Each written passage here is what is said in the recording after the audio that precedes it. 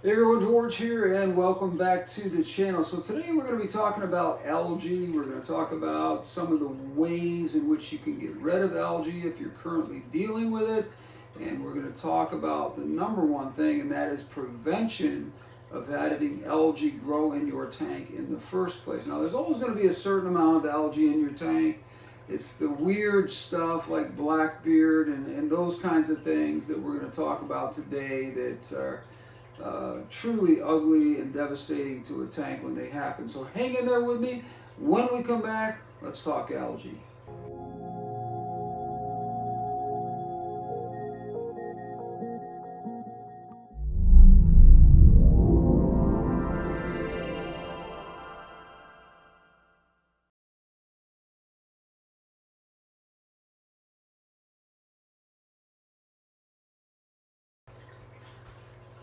So if you're in this hobby, at some point or another, you're going to be dealing with algae one way or the other. Now, the first experience you're probably ever going to have with algae is diatom algae, which is the type of algae that starts up in a tank that is being cycled. And that's that kind of tobacco stain looking brown stuff that seems to get on everything, on your rocks, on your walls of your tank, on anything light colored, it can be seen.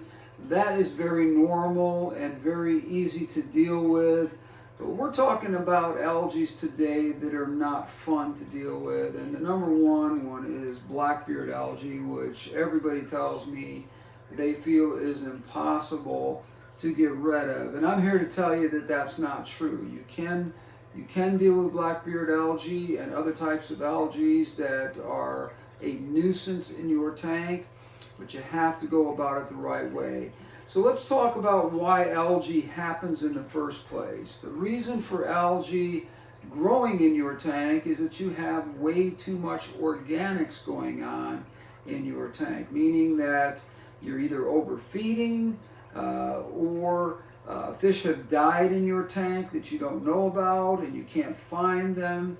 There's a number of different things that can happen to create an environment where the organics in your tank become so overwhelming that it is a field day for algae to grow.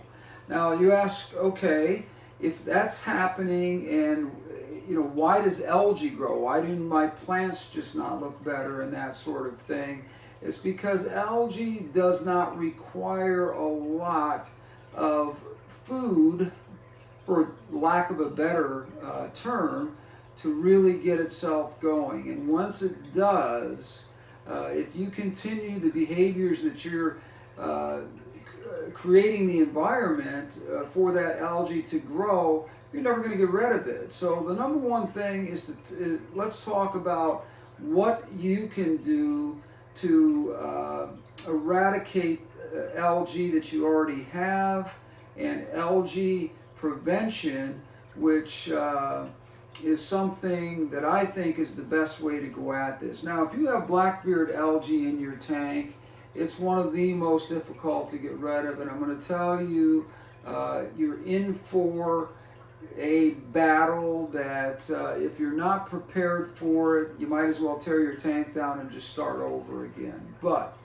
it can be something that can be dealt with. Now, the first thing I want you to do is, if you have blackbeard algae, one of the few fish out there that will eat that stuff and love it are Siamese algae eaters. Now, not to be confused with the flying fox or the Chinese algae eater. These are very different fish. Make sure when you're looking for Siamese algae eaters that you do your homework and know what you're looking for before you ever go to a pet store and pick them out, because a lot of mom and pop shops, and especially the big box stores, do not know what they have. They get stuff in and they call them things that they are not. Siamese algae eaters have a line from front to bottom, right from the front of their nose to the end of their tail, that's a black stripe across them. That is the number one indicator that you do have a Siamese algae eater, if it is being labeled that way. Look very closely at that.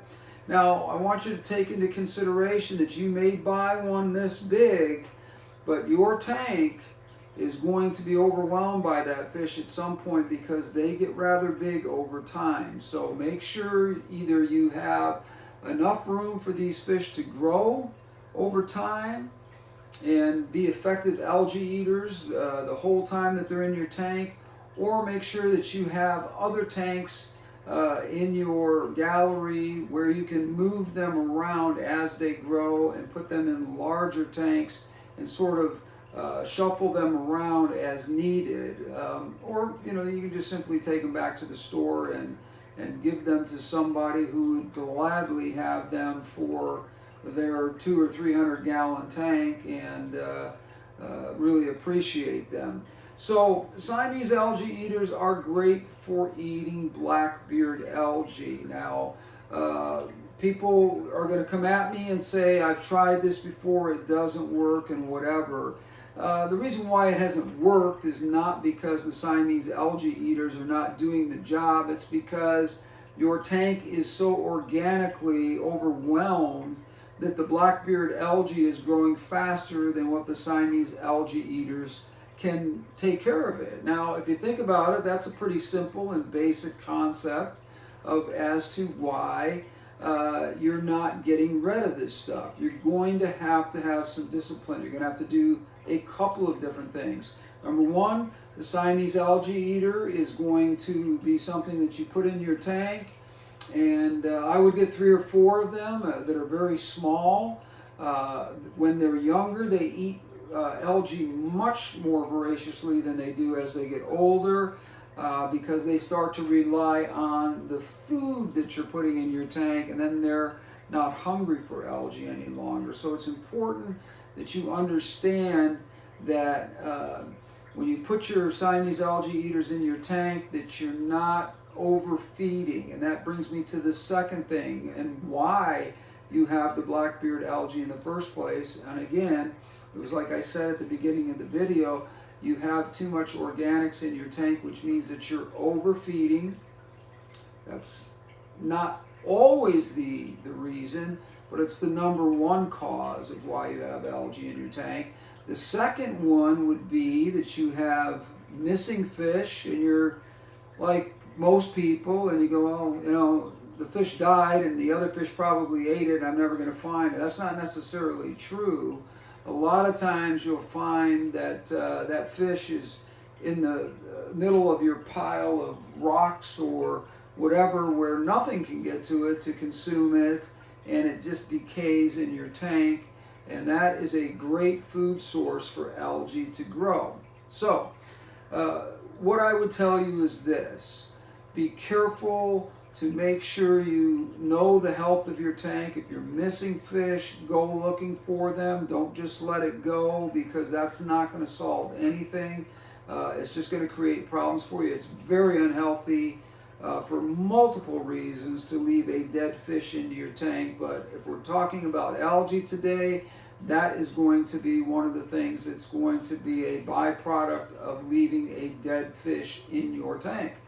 Get rid of it. Find it, get rid of it, and just make sure that it's just not left in your tank because you're too lazy to take it out of there, or you can't find it and you just feel like it's just going to go away on its own or whatever. It will, but there's a lot of, like I said, side effects from the dead fish being in there. Now, the main reason for algae, as I said, is overfeeding, and that's really something that is, I'm sorry, but I've got a terrible pain in my knee here, and I had to grab it really quick because it hurt. But anyways, the main reason for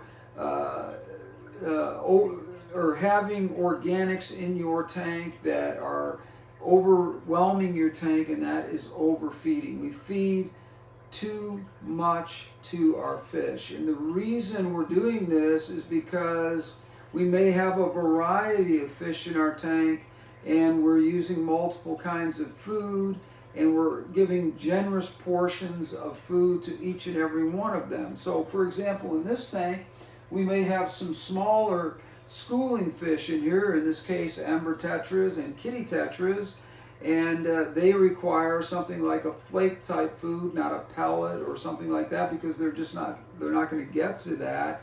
The bottom feeders and the discus or angelfish are going to consume that long before they get anything, and eventually they're going to starve to death. So you feed a variety of foods.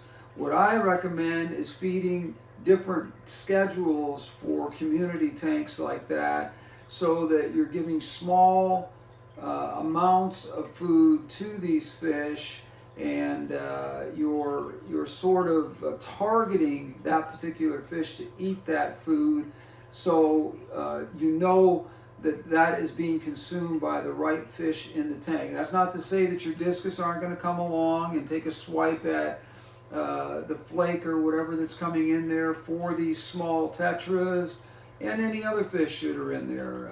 The good news is that if you do overfeed a little bit on that, you've got your bottom feeders such as your Julie Corys and other types of food or other types of fish that are going to consume that stuff really, really quickly. Now I said Julie Corys simply because that's what is in this tank. Actually, I have 3 different varieties of Corys in here, but Corys are a great fish for consuming these leftovers that are in the bottom of your tank, because they're very efficient cleaners, and they're constantly looking for any kind of food that might be left behind in the tank. So they're a great fish for that. Now, being a little bit more careful about feeding isn't something that is a difficult thing to do. You just have to tell yourself that your fish are not going to starve to death.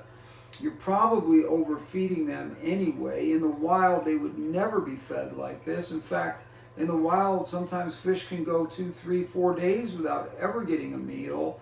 So it's really important for you to understand that if you're feeding your fish because you are sympathetic to them coming up to the front of the glass every time you approach to do anything near the tank, and they bat their little eyes at you, which they can't do because they don't have eyelids, but you know what I'm saying. When they give you that look and whatever, you just feel like, oh, I'll just give them a pinch of food. Don't do it. It's just absolutely something that they're training you. You're not training them. They are absolutely training you. Discus are famous for doing this because they follow you all along your tank, and will follow you and even look at you from across the room and try to give you an idea that they need to be fed. So overfeeding your fish can be the #1 cause of algae in your tank. Other ways to get rid of algae in your tank are not easy, but they can be achievable. There are certain types of fish that will eat algae other than just Siamese algae eaters. You have loaches, you have Chinese algae eaters, you have the flying fox, which both of these are algae eaters. They're just not near as efficient as the Siamese algae eater. And you also have shrimp and snails that are both very effective at taking care of algae, all of which are fine in a community tank, but very susceptible to dying if you're medicating your tanks and doing regular deworming and stuff like that for expensive fish like discus or angelfish or whatever.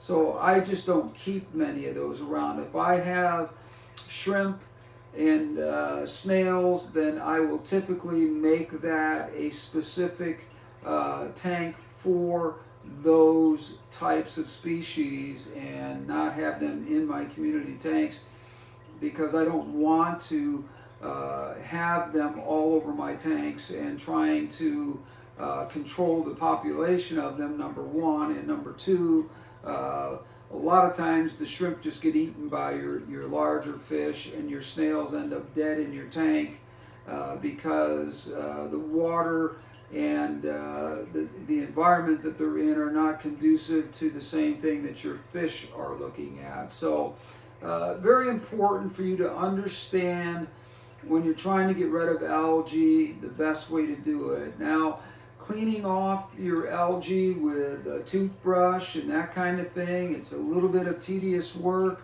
but if you stay up on it and you cut back on the feeding of your fish and not giving them more than they need, you can get this under control rather quickly. And trust me, I have done it. We've all done it. We've all had algae issues at one time or another, but I have not had an algae issue in a single tank, and I can't even tell you how long, probably 5 to 7 years. I just really haven't dealt with any kinds of issues with algae, blackbeard or otherwise, in my tanks. I just don't have those issues because I'm extremely careful about some of the things that I do. If I see a fish that's missing, I go looking for it, and I typically will find it, or it will find me. It'll be up in the top corner of the tank someplace floating,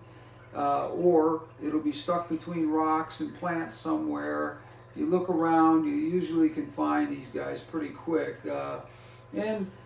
Just because a fish dies doesn't mean your tank isn't healthy. You can do water parameters on your tank right after a fish dies, and they can be absolutely perfect. Fish die for different reasons, just like anything does. They can have disease that is specific to that particular fish, cancers, a bladder, a float bladder problem. All kinds of different things can happen to fish to cause them to die. So it's just part of the process of fish keeping and something that we all have to deal with. I hope this helped you today. It was something that I've been getting asked about a lot lately, and something that a friend of mine dealt with recently and was asking me to do a video on it, simply because when I helped him, he thought it helped so much that it deserved to have a video specifically made for it, so that you, who may also be having problems with algae, can take care of it in a way that is really going to solve the problem and not just put a band-aid on it. So keep your tanks clean. Number one, the water changes. Make sure that you're putting very small amounts of food in the tank, enough to keep your fish healthy and happy, but don't be overfeeding your fish. If you're going to be overfeeding your fish, you're going to be doing a lot more water changes than you need to do, and that's not always fun to do either. So make sure that you have Siamese algae eaters in there, or other types of algae eaters that are efficient at getting rid of these algae that we don't like. And also make sure that if you have dead fish or fish that are missing, find them, get them out of the tank, because these are the kinds of things that breed an environment to have algae grow.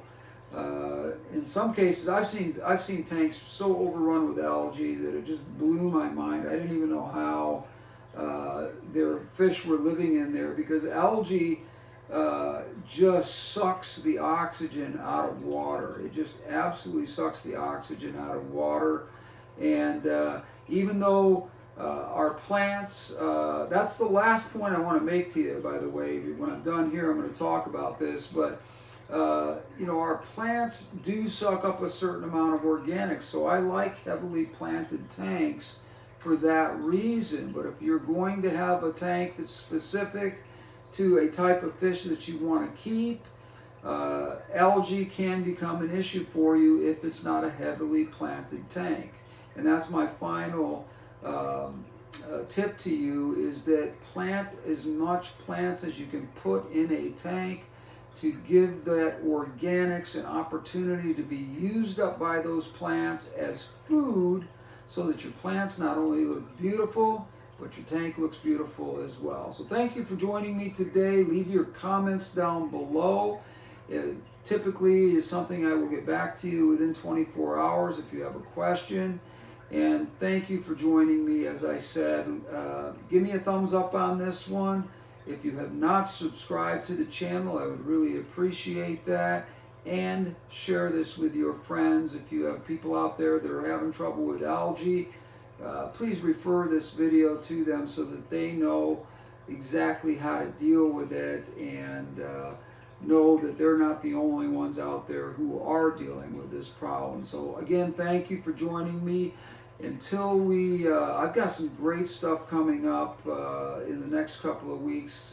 In fact, it's going to be a very busy couple of weeks for videos. So I can't wait to get some of these projects going. Until then, we will see you on the next one. We're out of here.